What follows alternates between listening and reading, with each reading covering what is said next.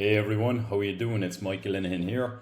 I'm absolutely delighted to be giving this presentation about the lifetime guide to weight loss. So this is based on a PDF version of this that I wrote a few months ago. If you want that, let me know. I'll have contact information at the end of the video.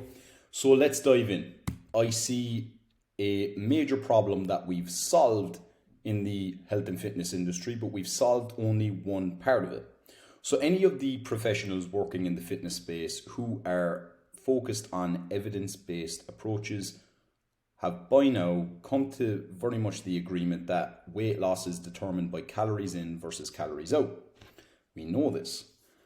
The mechanism of action has pretty much been proven. However, the practical application, this is where I think that we're falling down and we're failing clients in a big way.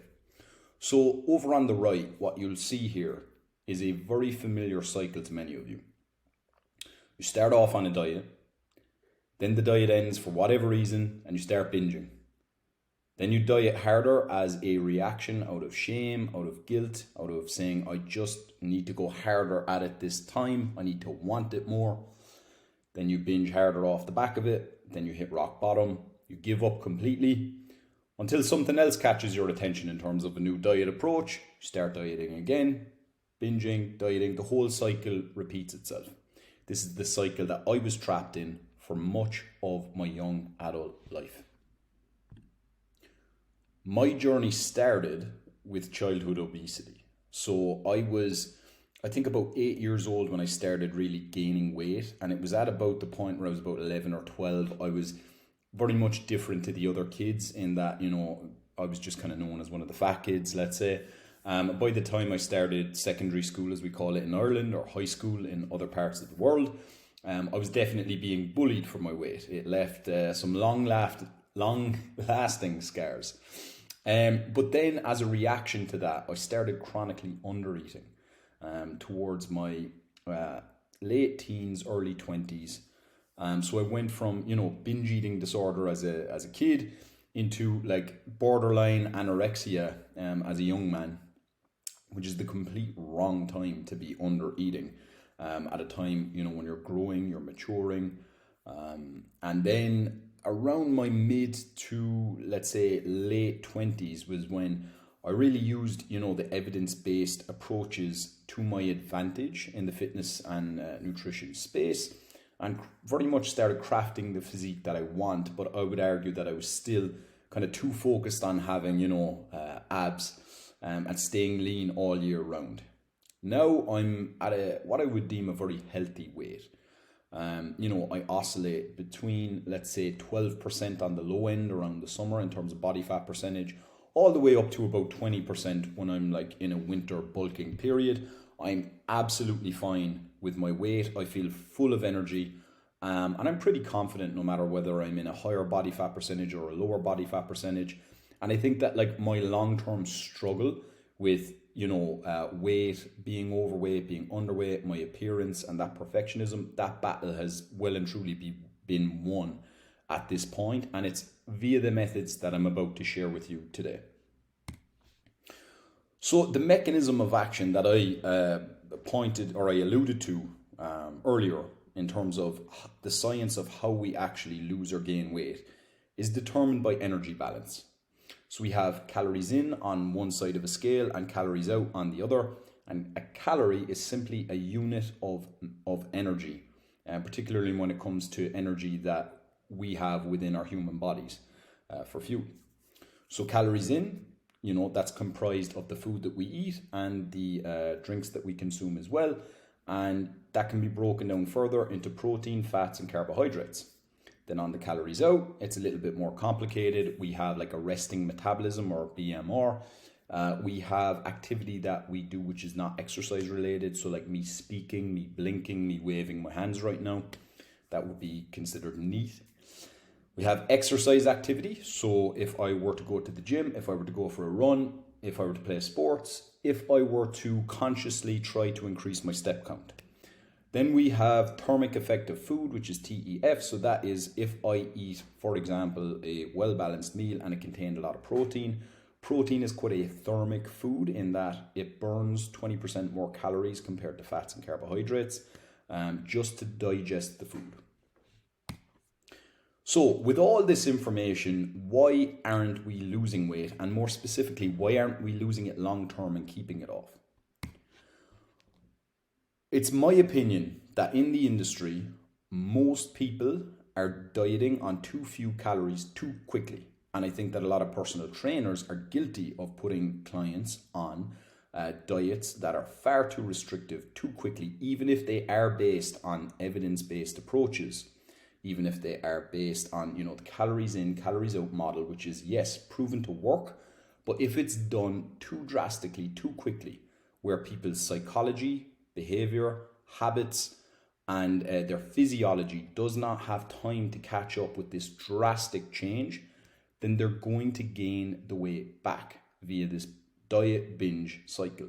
So this looks very familiar, I'm sure, to a lot of you, where you could be dieting on something like 1,800 calories, which I consider to be quite low, even if you're a female.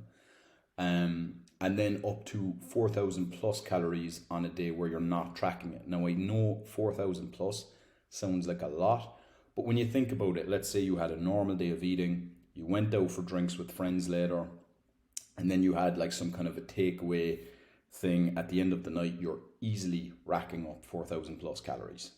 And if you're to do that multiple times in a given week, let's say you're on a vacation or you're on a trip away or it's a work event or something like that, this is how people are unconsciously eating far more calories than they actually think they're eating on a daily basis. And that's actually the reality. So the reality is that the average caloric intake in like Western developed countries, so you look at like the US, Ireland, UK, for example, that's actually up around 3,600 calories per day on average. So like, why then are we attempting to slash this in half when we're trying to lose weight? It makes no sense to me. But this is based off recommendations which are built fundamentally on bad data. So you'll see that the recommended calorie intake in most countries for males is about 2,500 calories. For females, it's about 2,000 a day. And this is, by the way, to maintain a healthy body weight. This is not like for weight loss or weight gain. It's maintenance for healthy body weight. Whereas I would actually see those numbers as being closer to a starting calorie deficit. So, for example, if I had a male who was overweight, sometimes I'll even get them, depending on how big they are, how heavy they are, they might start losing weight at 2,800 calories with me, and they are losing weight. I might get them down to 2,500 eventually. Then I might get them down further. And with females, it's the same idea, but obviously done proportionately, where the calories are a little bit lower. So my recommendations for maintaining your body weight are, a lot higher than this. And the reason for that is that the recommended calorie intake that we're basing all of this off, that was fundamentally built off bad data in the beginning, because it was the US Food and Drug Administration back in the 90s basically surveyed a massive cohort of the population and asked them basically on average what they're eating in a given day. And then they came up with recommended averages based on what people were reporting back to them. Now, the problem here is that self-reported intake of food is typically underreported by anywhere between 20 and 50%. So the way I actually work with clients is that I take whatever the calorie deficit that most calculators, even online calculators, say with myFitnessPal or Harris-Benedict equation or what have you, those recommended, deficits to lose weight, I increase those by sometimes about 20%, 25% even. And I still have people losing weight the first few weeks and the first few months. Why? It's because the recommended calorie intakes that we have are not matching reality. It's not matching the reality of what people are actually eating, and it's getting people dieting too hard, too quick, too fast, whereby they then burn out completely. They go off the diet and they binge really hard. Their physiology, their psychology is trying to push them back to eating enough calories. that clearly indicates, so if we have a 95% failure rate, that clearly indicates that our recommendations are off when it comes to how many calories a person should consume in a day. So this is the roadmap that I typically use with clients to combat this, right? So what we've got is we've got a starting point where this is the amount of calories, the highest amount of calories that I can get someone to lose weight on, right? So we'll start there. Then we reach a decision point about a month down the line. Has weight loss stalled? If the answer is yes, then we will lower the caloric intake, right? Because as you do lose weight, your non-exercise activity, for example, reduces, and that can sometimes reduce the amount of calories you're expending. For example, people would typically be slower to blink. They would be, their hands wouldn't be moving quite as quickly. People in general just tend to lose energy. The lower their body fat percentage and the lower their caloric intake goes. But this, in a person who's highly overweight, let's say to begin with, this could take up to 6 months before this happens. So the weight loss actually, if they need to lose a lot of weight, it needs to be done in a very slow and considered and conservative way to lose that weight in a way that they're not going to completely rebound, binge and gain it all back. So we'll typically follow this flow, and calories are only reduced if the weight loss has consistently stalled, maybe for a week, maybe for 2 weeks. And even at that, right, even when they do, there are other methods we can use aside from lowering people's caloric intake. So some additional tools we can use are things like diet breaks. We can use reverse diets. We can increase people's exercise activity.